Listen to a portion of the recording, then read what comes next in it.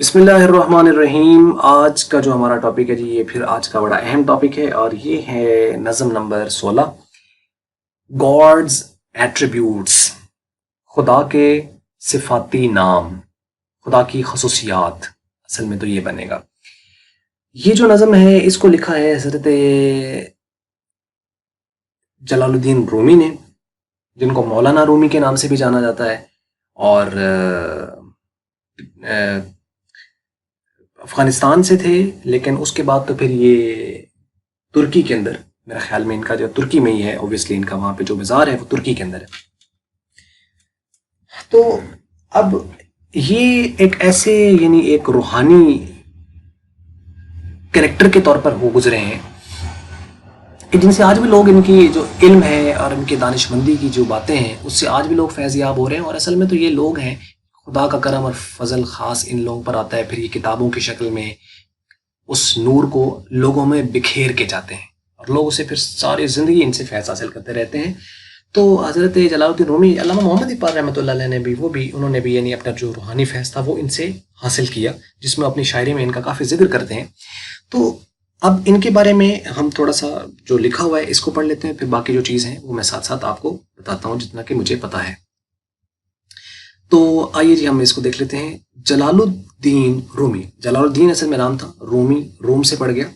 تو Jalaluddin Rumi was born in 1207 in Afghanistan. Probably یعنی probably اس لیے لکھا گیا ہے کیونکہ کچھ کا جو روایتوں میں لفظ ملتا ہے وہ کہتے ہیں کہ ترکمانستان میں یہ پیدا ہوئے، کچھ کہتے ہیں افغانستان میں. زیادہ تر کی روایات افغانستان میں ہے، تو اس لیے گڈ چانسز ہیں کہ یہ افغانستان، لیکن بہتر تو اللہ پاک ہی بہتر جانتے ہیں.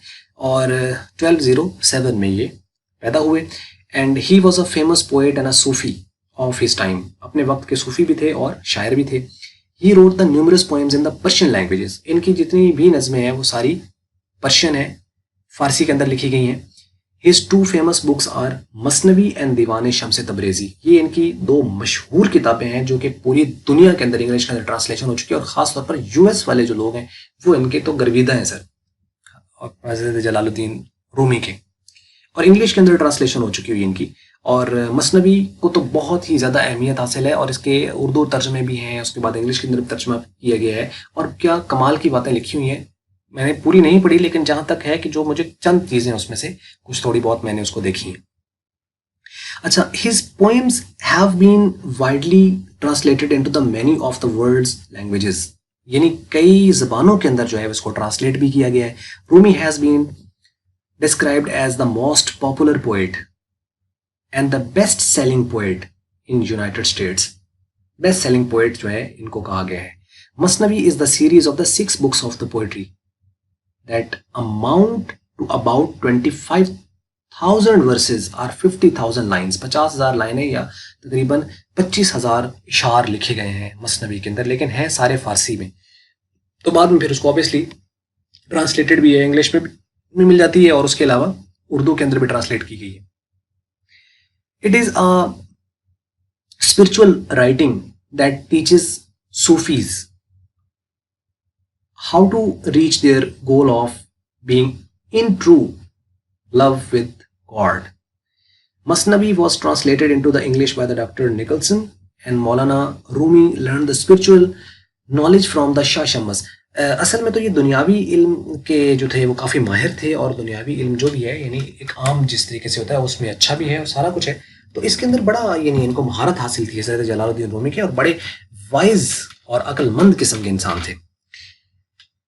سملر جیسے کہ آپ بات کر لیں سعدی شیرازی جو ہے، ایک نام ملتا ہے نا، تو حضرت شیخ سعدی شیرازی، ان کا جیسے نام ملتا ہے تو اس کا آپ کہہ لیں جیسے کہ وہ ان کے یعنی آپ دیکھیں ان کے تو قصے لکھے ہوئے نا، اور قصہ بھی کمال قسم کے، یعنی اس کے اندر جتنی لرننگ ہے نا وہ کمال. گلستان سعدی، بوستان سعدی، ان کے بھی انگلش کے اندر ٹرانسلیشن ہو چکی ہیں، اور یہ بھی پوری دنیا کے اندر یہ کتابیں بڑی مشہور ہیں اور اس کو لوگ پڑھتے ہیں.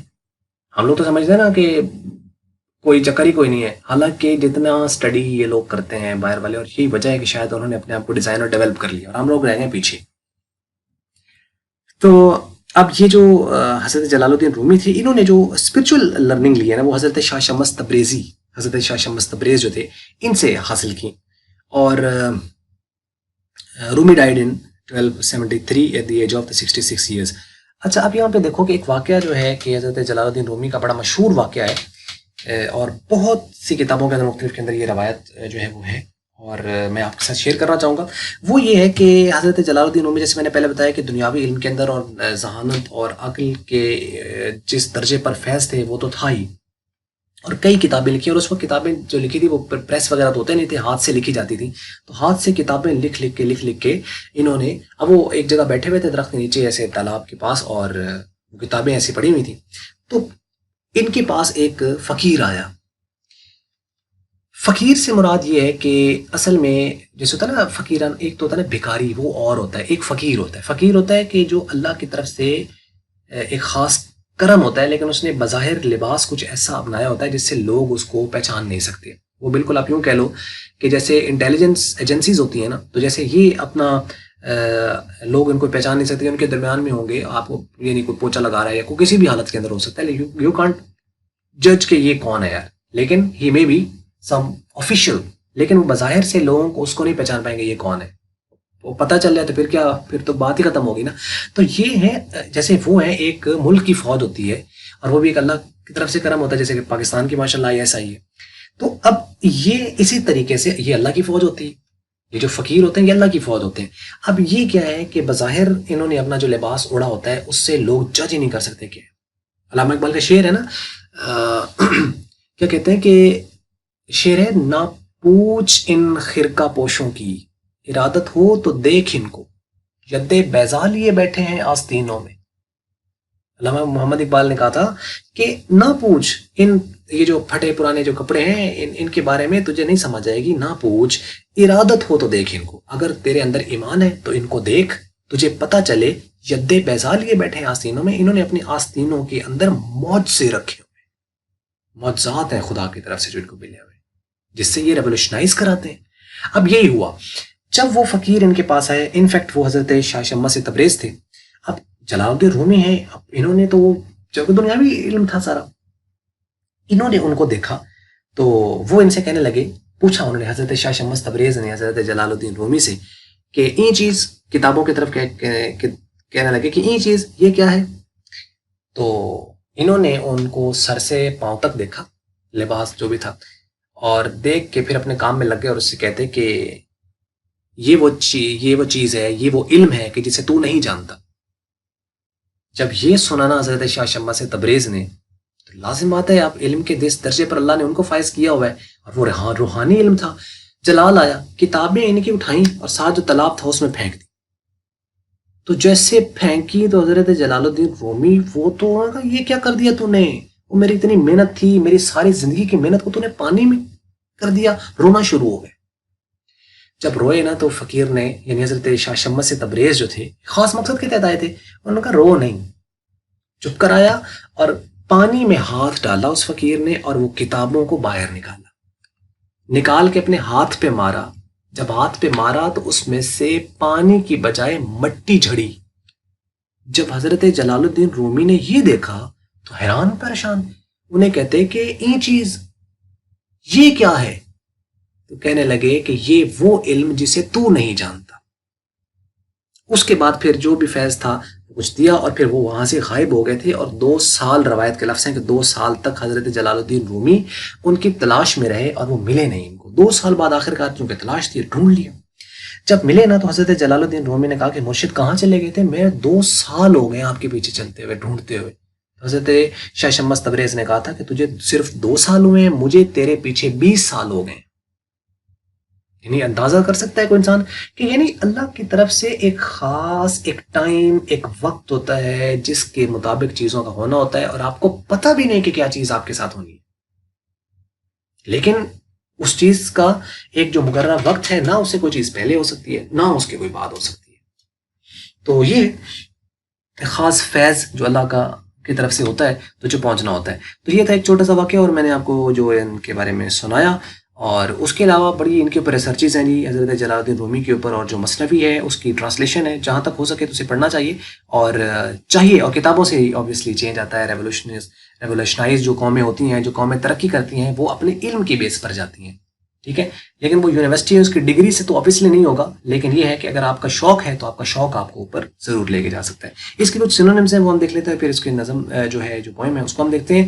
جی پہلا ورڈ ہے اسکیئر. اسکیئر کا مطلب ہوتا ہے ڈرنا, فرائٹن, میک افریڈ یا فیئرفل. فاؤل, فاؤل ہوتا ہے یعنی جیسے گیم کے اندر ہوتا ہے نا, فٹ بال کے اندر تو فاؤل ہو گیا, تو فاؤل کا مطلب ہے کہ جو کہ خراب ہو گیا یا جو بیہودہ ہو یا لا یعنی ہو, اس کا یہ میننگ آئے گا. Vulgar, dirty, ابیوزو, آفینسو. کیمفر, کیمفر کہتے ہیں کافور کو. کافور جو ہے نا یہ ایک طرح کا جیسے کہہ لو کہ جیسے پتھر ٹائپ ہوتا ہے نا, ایسا ایک مٹیریل ہے, ایک وائٹ سبسٹنس ہوتا ہے, اور اس کی جو اسمیل ہوتی ہے نا وہ بہت ہی یعنی وہ آپ کہہ لیں کہ بہت ہی پلیزنٹ خوشبو ہوتی ہے اس کی. اور یہ جو ہوتا ہے نا اس کا یعنی انفیکٹ یہی ہے white substance with strong smell. اب یہ کافور جو ہوتا ہے یہ آپ یوں کہہ لو کہ جیسے انڈینز ہیں نا خاص طور پر, یہ جو اپنی پوجا پاٹ کرتے ہیں تو پوجا کے دوران انہوں نے وہ جو ان کے پاس جو بھی ٹرے ٹائپ ہوتی ہے اس کے اندر انہوں نے کافور رکھا ہوتا ہے, اور وہ ساتھ ہوتا ہے نا جل رہا ہوتا ہے.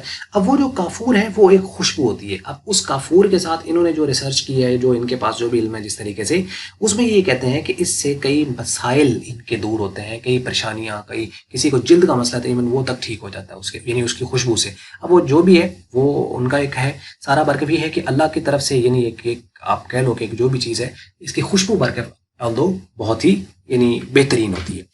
تو یہ ہے کیمفر یعنی ایک وائٹ سبسٹینس آپ کہہ سکتے ہیں. ٹھیک ہے.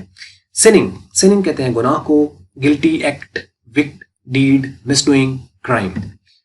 ڈسکورس, ڈسکورس ہوتا ہے گفتگو کرنا, کنورسیشن, ٹاک, چیٹ, ڈسکشن, چٹ چیٹ.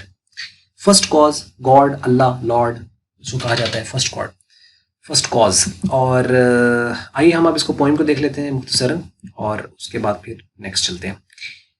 لیں جی, اس میں چونکہ اس پوری نظم کے اندر حضرت جلال الدین رومی جو ہیں انہوں نے خدا کے 3 صفاتی نام بیان کیے ہیں, یعنی السمیع, البصیر, العلیم, کہ خدا جو ہے وہ سمیع ہے, سننے والا ہے, خدا بصیر ہے, اور خدا علیم ہے. اور اسی کے اوپر بات ہے. پھر یہ سمجھاتے ہیں کہ یہ محض کوئی ایکسیڈنٹل نیمز نہیں ہے, ان کے پیچھے ایک پورا پرپز اور ایک مقصد ہے کہ خدا کے جتنے بھی نام ہیں, اللہ پاک خود فرماتا ہے کہ اللہ کے خوبصورت نام ہے اور اس کے ناموں سے اس کو یاد کیا کرو. اللہ پاک خود فرماتا ہے کہ اس کا ذکر کرو کثرت کے ساتھ تاکہ تم کامیاب ہو جاؤ. اس کا مطلب خدا کے ذکر کے اندر ہی کامیابی ہے, دنیا میں بھی اور آخرت میں بھی. اللہ نے عبادت جس نے پیدا کیا ہے تو وہی بہتر جانتا ہے, اور اس نے پورا مینول ہمیں دیا ہے کہ کس طریقے سے ہمیں آپ کی زندگی کو چلانا ہے. لیکن ہم نے اس مینول کو ابھی کھول کے دیکھا ہی نہیں ہے کہ ہم اپنے آپ کو چینج کر لیں, اور جب ہم خود کو چینج کر پائیں گے تو تبھی ہوگا ماحول چینج. نہیں جی, کمپلیٹ پوائم ہم دیکھ لیتے ہیں. اس کے اندر پہلا یہاں سے شروع ہو رہا ہے کہ God calls himself seeing to the and that, کہ خدا جو ہے اپنے آپ کو سیئنگ, سیئنگ کا مطلب ہے بصیر, دیکھنے والا, یعنی خدا اپنے آپ کو بصیر کہتا ہے.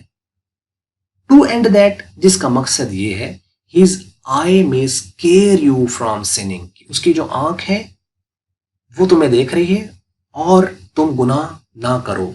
کہ انسان جب اس بات کا یقین کر لے گا کہ خدا تعالیٰ جو ہے وہ دیکھ رہا ہے اس کو, تو گناہ کے قریب نہیں جائے گا. لیکن ہماری یقین اس قدر نہیں ہے, پھر بھی وہ چیز میں لوگ چلے جاتے ہیں. اور پھر وہ بادشاہ ہے, پھر وہ معاف کرنے والا بھی ہے, غفار و غفور بھی ہے, پھر وہ جلد باز نہیں ہے, جلدی نہیں کرتا, وہ انسان کو بڑی مہلت دیتا ہے, انسان پلٹ آئے, ٹھیک ہو جائے, جتنی بہتری ہو سکتی ہے وہ بڑے موقع دیتا اللہ پاک. اور اللہ کریم بادشاہ ہے, اس کو پتہ ہے, اور پھر اپنے گناہ گار بندوں کو بھی کہتا ہے کہ لوٹ آؤ میری طرف, اور پھر وہ معاف بھی کر دیتا ہے, کریم ہے. تو سینگ مطلب وہ بصیر ہے, دیکھ رہا ہے. جیسے ہمیں کوئی ایسی شخص ہے نا, جیسے ہم کوئی بھی گناہ ہے اور کوئی کچھ بھی ہم کام ہے جو کہ اچھا نہیں ہے, گھر والے یا کوئی والد صاحب دیکھ رہے ہو تو ہم نہیں کرتے, تو اس کا مطلب ان کا ہمارے پر اثر ہے, تو اس سے زیادہ ہونا چاہیے خدا کا جو کہ ہر وقت ہمارے ساتھ ہے, جو ہر وقت دیکھ رہا ہے.